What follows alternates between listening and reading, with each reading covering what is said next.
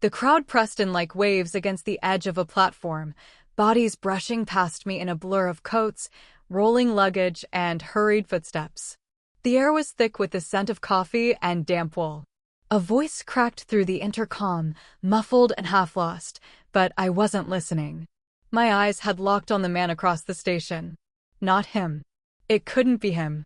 I tightened my grip on the small suitcase at my feet until my knuckles ached.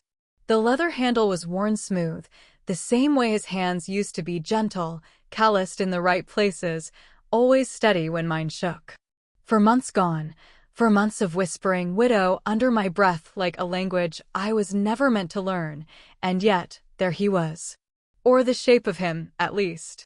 The tilt of a shoulder, the familiar way he adjusted the strap of a bag, the slow patience in his stride that used to drive me insane when I wanted him to hurry. My throat burned. No, not possible. I pulled the red scarf higher around my neck, burying half my face, but my eyes betrayed me. They searched, hungry, desperate, as if by staring hard enough I could summon him back into flesh and warmth. The scarf had been his gift, tucked into a Christmas box the year before he died. The yarn was frayed at one edge where I'd tugged it too hard the night I got the call. It still smelled faintly of cedar. A train roared past, dragging the air with it. My hair whipped loose, lashes stung with grit, and when the blur cleared, he was gone. The spot where I had seen him was empty, swallowed by strangers rushing to board. "Excuse me." A woman brushed against me, her arm grazing mine, grounding me back into the present. I nodded, muttered an apology, though my voice cracked. My heart was thrumming too loud, each beat rattling like an accusation. I sank onto a cold metal bench, suitcase balanced between my knees. My hands wouldn't stop shaking. I tried pressing them flat against the handle, as if I could iron the tremor out, but it only made me more aware of the weight inside. Not clothes. Not books. Just one small thing. The USB. I hadn't meant to find it. It was buried in a box of receipts and old keys, tucked away like it didn't want to be remembered. For months after the funeral, 4 months of trying to rebuild a life from ashes, and suddenly, there it was. Smooth, black, ordinary. Too ordinary. My thumb brushed over my palm where I had held it last night, feeling its edges in the dark. What secrets fit inside something so small? What kind of man hides them from his wife, even after death? A bell chimed overhead. Another train. More faces. More rushing. I stayed still, breathing through the ache in my chest. Around me, life was moving forward, an unstoppable tide. But I was caught between the ghost I thought I saw and the truth waiting in the suitcase. "Why didn't you tell me?" I whispered, though no one could hear. The scarf slipped from my shoulder, falling into my lap. I clutched it tight, burying my face for a moment in its softness, trying to hold on to what I knew, what I loved. But the silence pressed back harder, demanding answers. I looked up again, scanning the crowd, half praying, half dreading to see that familiar stride once more.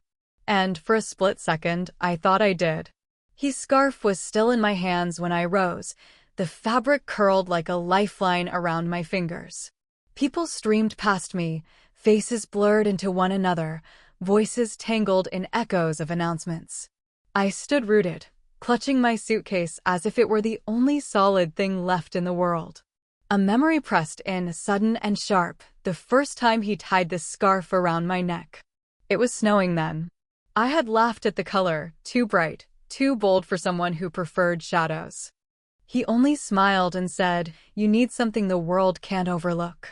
His hands had been warm, tugging the knot gently under my chin, as though sealing a promise.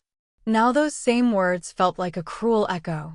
The scarf had become less a shield, more a question mark stitched in red. What had I overlooked? I drew a shaky breath, pushing through the crowd toward the edge of the concourse. Travelers collided and reconnected around me. A boy ran into his father's arms, squealing as he was lifted high. A woman dropped her bags to kiss the man waiting for her. Everywhere, small reunions stitched the air with warmth. And me? I had no arms waiting, no laughter trailing behind. Just the hollow space where he should have been and the USB burning a hole in my suitcase. My stomach tightened. Rent was late again. The heating bill had doubled.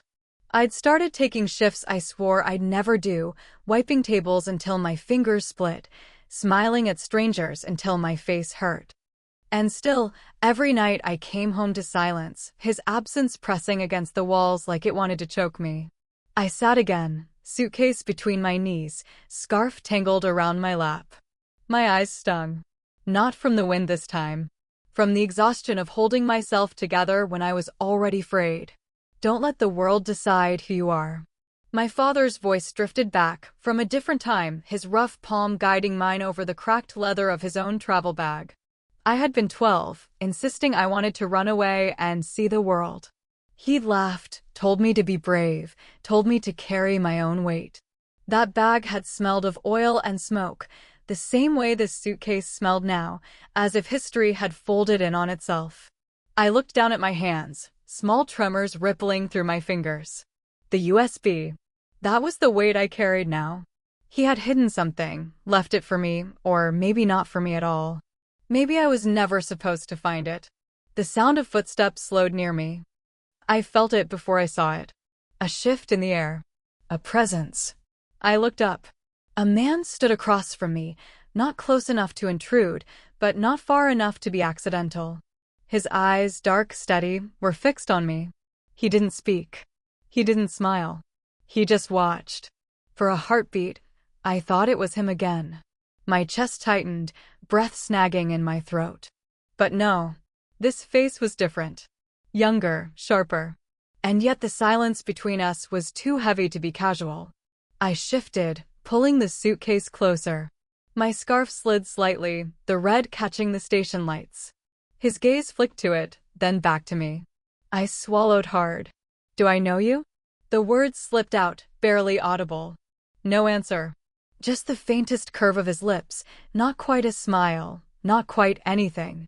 The departure board above us chimed, letters shuffling, trains delayed. Something inside me whispered to get up to leave. Instead, I stayed frozen, fingers tangled in wool, heart clawing against my ribs. And when I finally stood to walk away, my body betrayed me. I stopped, hesitating, as if waiting for him to follow. Rain began without warning, soft at first, tapping the station's high glass ceiling like fingertips drumming on a coffin lid. Then heavier, louder, until the sound swallowed everything else. People rushed for cover, their shoes slapping against tile, umbrellas blooming like dark flowers. But he didn't move. The stranger stayed exactly where he was, the outline of his body framed in the gray wash of stormlight leaking through the doors. I should have left. I knew it. My train was boarding soon, the board blinking red beside me. But my feet refused. Something about him held me there, tethered by an invisible thread. When he finally shifted, I caught it, the details I hadn't noticed before. His shoes, worn thin at the edges, the leather cracked like riverbeds in drought. Not the kind of shoes of someone who belonged to this rushing crowd.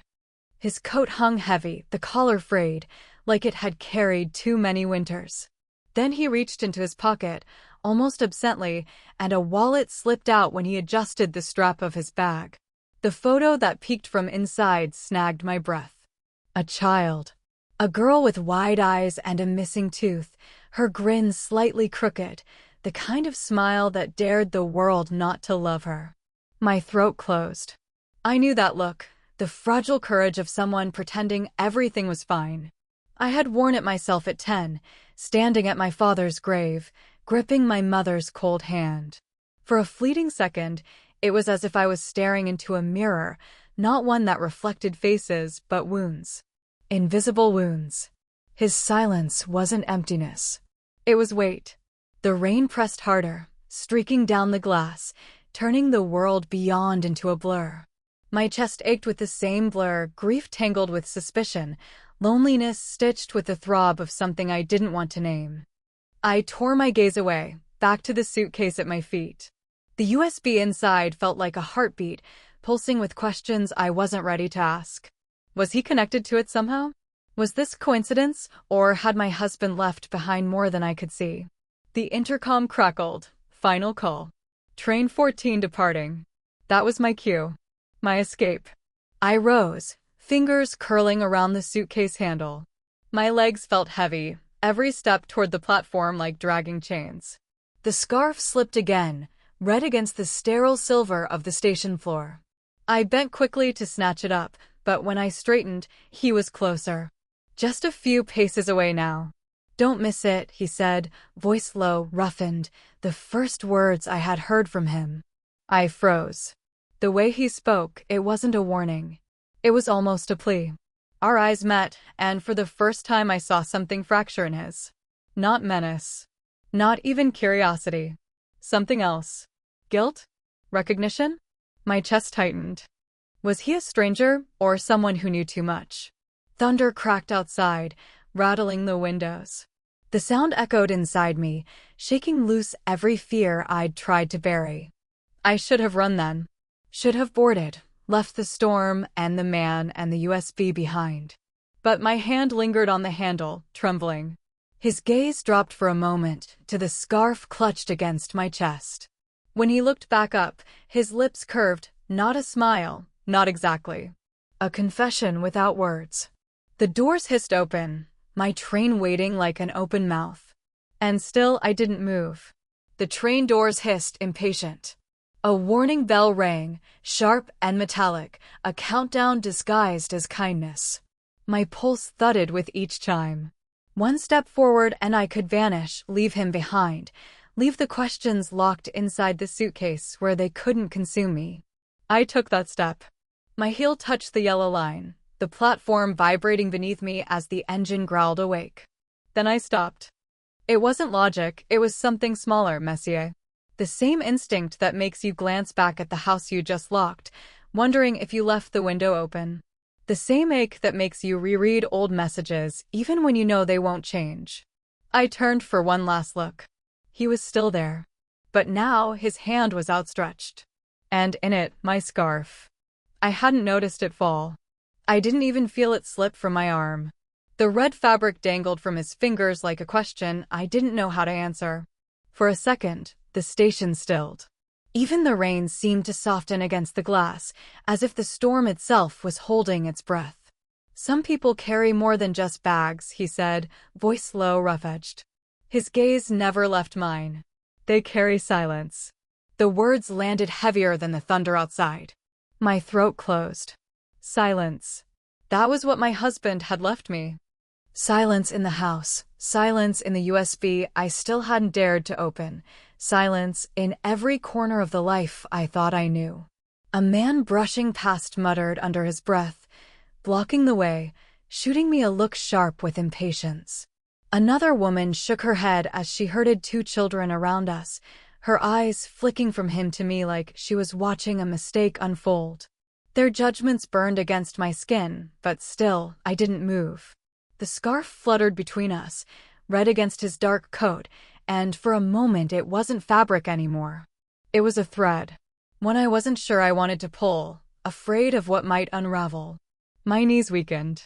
The weight of the suitcase pulled harder, reminding me of everything I hadn't said, everything I hadn't asked, everything my husband had hidden. My vision blurred, and I pressed my lips together to keep from crumbling in front of strangers. I wanted to scream, to demand answers, to ask why he was watching me, why he spoke as if he knew the language of loss carved into my chest. But the words drowned in the rising tide of my own heartbeat. "Take it," he said softly. His hand extended further.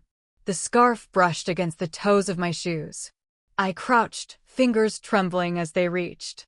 Our hands didn't touch, too much distance for that, but the nearness was enough to sting. I snatched the scarf back, clutching it against me, breathing in the faint cedar that had clung since the night he first gave it to me. "I don't," my voice cracked. I shook my head, unable to finish. The train gave another warning chime. A conductor leaned out, calling hurriedly, "Last chance, miss. You boarding or not?" My legs locked.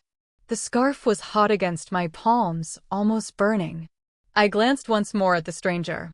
He was watching me with the same steady silence, his eyes shadowed but not empty. Like someone carrying something too heavy to name. The conductor sighed, muttering something about some people never deciding. Behind me, footsteps shuffled, irritated voices rising as passengers tried to squeeze past. But I didn't move. Couldn't. The scarf slipped slightly, trailing from my hand, and I knew this wasn't about trains anymore. Or even the USB.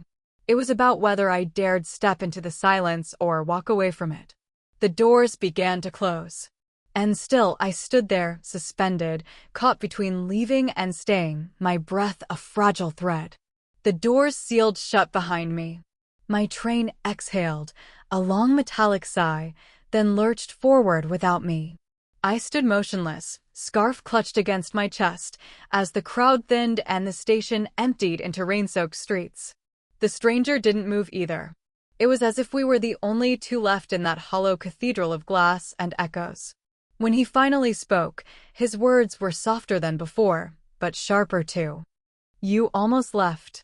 I swallowed hard, my voice tangled in my throat. "I should have." A pause. His eyes flicked down to my suitcase, then back to me. The weight of his silence pressed harder than any answer could. I turned away first, legs trembling beneath me as I walked toward the exit. The storm outside hissed against the awning, splashing light into rippling puddles. I should have disappeared into that rain, let it wash him out of my story. But then something small, something ordinary, fell to the wet ground behind me. The sound of paper hitting concrete. I turned. He bent quickly, retrieving a folded document that had slipped from his wallet when he adjusted his bag. The movement revealed more than he meant it to, a name stamped across the page, the bold black letters sharp even through the blur of water.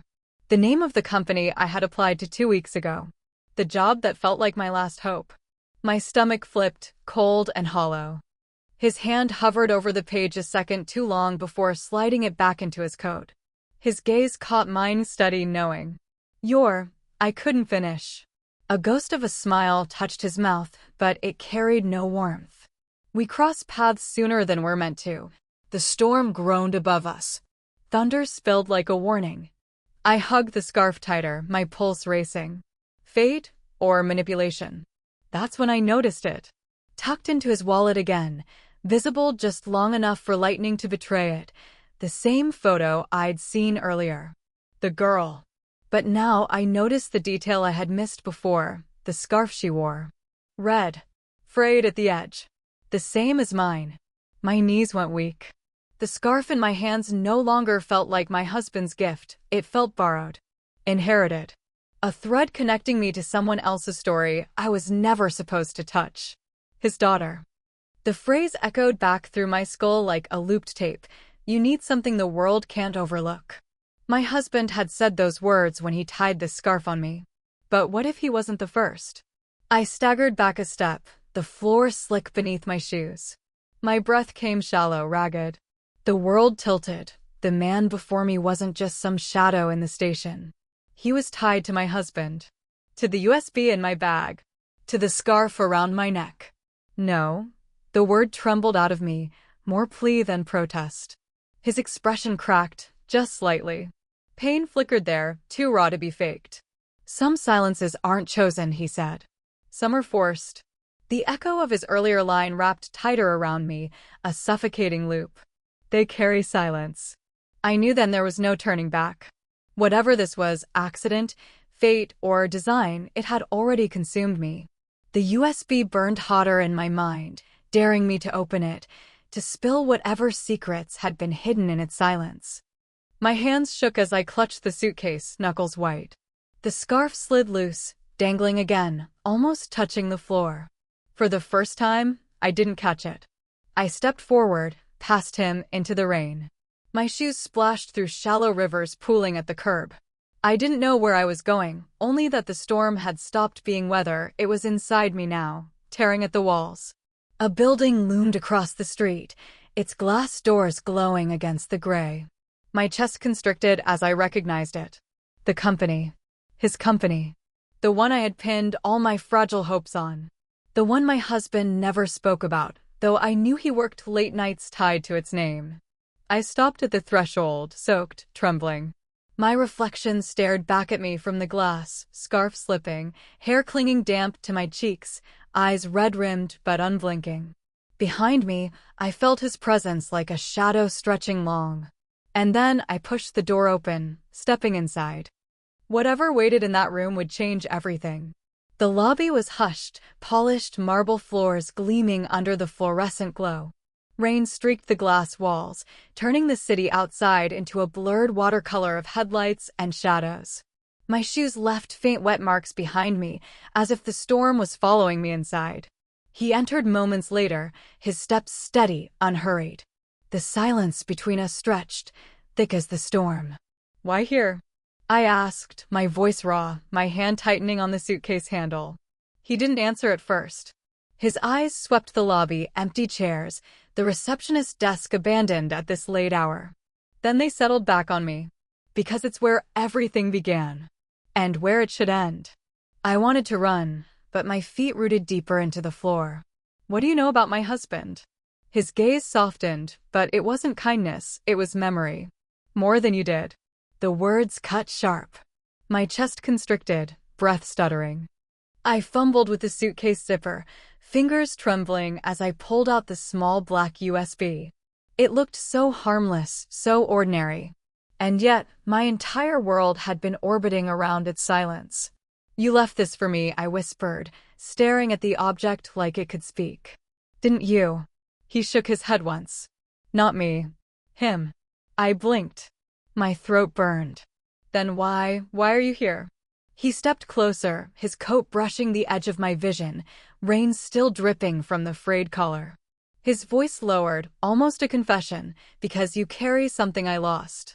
And I carry what he left unfinished." The scarf slipped from my shoulders, falling between us in a soft red coil. He stooped, not to return it this time, but to hold it in his palm as if it were something fragile. His thumb brushed the frayed edge, and for a moment, I thought I saw his mask break, his lips trembling, his jaw clenched too tight. "It was hers," he said quietly. "My daughter's. Long before he gave it to you." The floor fell up beneath me. The scarf, my shield, my comfort, the last thing my husband ever wrapped around me, was never truly mine. A borrowed love. A borrowed memory. Tears blurred my vision, but I didn't move to take it back. I let it rest in his hand, the weight of truth heavier than any fabric. "Why me?" My voice cracked. "Why give it to me? Why keep me blind?" His eyes searched mine, and for the first time I saw it, recognition. Not of me, but of someone else in me. "Because you remind me of her." The way she fought. The way she refused to be invisible. It wasn't love. It was reflection. An echo of someone lost.